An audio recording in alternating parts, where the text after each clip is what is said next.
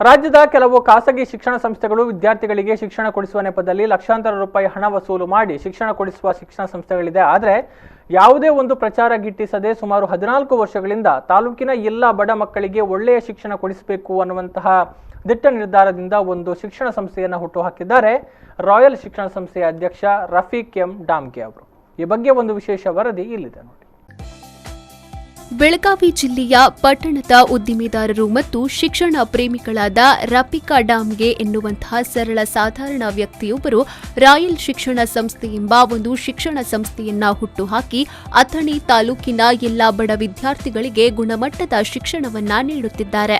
ಅಷ್ಟೇ ಅಲ್ಲದೆ ಪ್ರತಿ ವರ್ಷ ಎಸ್ಎಸ್ಎಲ್ಸಿಯಲ್ಲಿ ಹೆಚ್ಚು ಅಂಕ ಪಡೆದ ವಿದ್ಯಾರ್ಥಿಗಳಿಗೆ ಸನ್ಮಾನಿಸುವುದು ಅಷ್ಟೇ ಅಲ್ಲದೆ ಪ್ರಥಮ ವಿದ್ಯಾರ್ಥಿಗಳಿಗೆ 25,000, ದ್ವಿತೀಯ ವಿದ್ಯಾರ್ಥಿಗಳಿಗೆ 15,000, ತೃತೀಯ ವಿದ್ಯಾರ್ಥಿಗಳಿಗೆ 10,000ದಂತೆ ಹಣದ ಸಹಾಯದ ಜೊತೆಗೆ ವಿದ್ಯಾರ್ಥಿಗಳನ್ನ ಸತ್ಕರಿಸುತ್ತಾ ಬಂದಿದ್ದಾರೆ.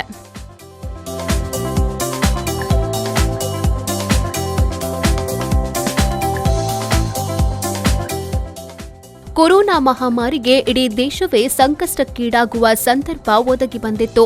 ಅಂತಹ ಸಮಯದಲ್ಲಿ ರಾಜ್ಯ ಸರ್ಕಾರ ಶಾಲೆಗಳನ್ನು ತೆರೆಯದಂತೆ ಆದೇಶ ನೀಡಿದ ಹಿನ್ನೆಲೆಯಲ್ಲಿ ಸಂಸ್ಥೆಗಳಿಗೆ ಬರುವ ಶುಲ್ಕ ಕೂಡ ನಿಂತು ಹೋಗಿದ್ದಂತಹ ಸಂದರ್ಭದಲ್ಲಿಯೂ ಕೂಡ ರಾಯಲ್ ಶಿಕ್ಷಣ ಸಂಸ್ಥೆಯ ಸಂಸ್ಥಾಪಕ ಅಧ್ಯಕ್ಷರಾದ ರಫೀಕಾ ಡಾಮ್ಗೆ ಅವರು ಶಿಕ್ಷಣ ಸಂಸ್ಥೆಯ ಎಲ್ಲಾ ಶಿಕ್ಷಕ ಮತ್ತು ಸಿಬ್ಬಂದಿಗಳ ಸಭೆ ಕರೆದು ಯಾರೂ ಶಿಕ್ಷಕರು ಆತಂಕ ಪಡಬಾರದು, ಸರ್ಕಾರದ ಆದೇಶದ ಮೇರೆಗೆ ಶಾಲೆಯು ಪ್ರಾರಂಭವಾಗುವವರೆಗೂ ಕೂಡ ನನಗೆ ಎಷ್ಟೇ ತೊಂದರೆ ಬಂದರೂ ಕೂಡ ತಿಂಗಳ ಪೂರ್ತಿ ಸಂಬಳವನ್ನ ನೀಡುತ್ತೇನೆ.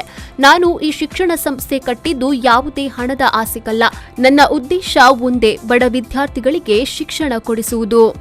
ಈ ಸಂದರ್ಭ ರಾಯಲ್ ಶಿಕ್ಷಣ ಸಂಸ್ಥೆಯ ಅಧ್ಯಕ್ಷರಾದ ರಫೀಕಾ ಎಂ ಡಾಮ್ಗೆ, ವ್ಯವಸ್ಥಾಪಕ ನಿರ್ದೇಶಕರಾದ ಶಂಕರ್ ಜಗದಾಳ, ಆಡಳಿತ ಅಧಿಕಾರಿ ಎಂಎಚ್ ಮುಲ್ಲಾ, ಪ್ರೌಢಶಾಲಾ ವಿಭಾಗದ ಮುಖ್ಯೋಪಾಧ್ಯಾಯರಾದ ಸತೀಶ್ ಎಸ್ ಕುಲಕರ್ಣಿ, ಶಿಕ್ಷಕರು ಮತ್ತು ಶಿಕ್ಷಕಿಯರು, ಸಿಬ್ಬಂದಿ ವರ್ಗದವರು, ವಿದ್ಯಾರ್ಥಿಗಳು, ಪೋಷಕರು ಉಪಸ್ಥಿತರಿದ್ದರು.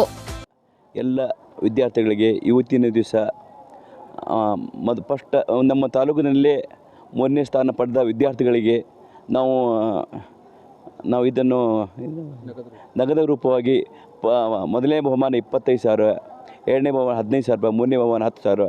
ಇದೇ ಥರ ನಮ್ಮ ಶಾಲೆ ಸಂಸ್ಥೆಯ ವಿದ್ಯಾರ್ಥಿಗಳು ಮುಂದಿನ ಸಲ ಒಳ್ಳೆಯ ಅಂಕವನ್ನು ಪಡೆದು ಯಶಸ್ವಿ ಆಗಲೆಂದು ನಾನು ದೇವರಲ್ಲಿ ಆಶಿಸುತ್ತೇನೆ. ಏನೇ ಆಗಲಿ, ರಾಯಲ್ ಶಿಕ್ಷಣ ಸಂಸ್ಥೆಯು ಅಥಣಿ ತಾಲೂಕಿನ ಬಡ ವಿದ್ಯಾರ್ಥಿಗಳಿಗೆ ಒಳ್ಳೆಯ ಶಿಕ್ಷಣ ಕೊಡಿಸುತ್ತಿದ್ದಾರೆ.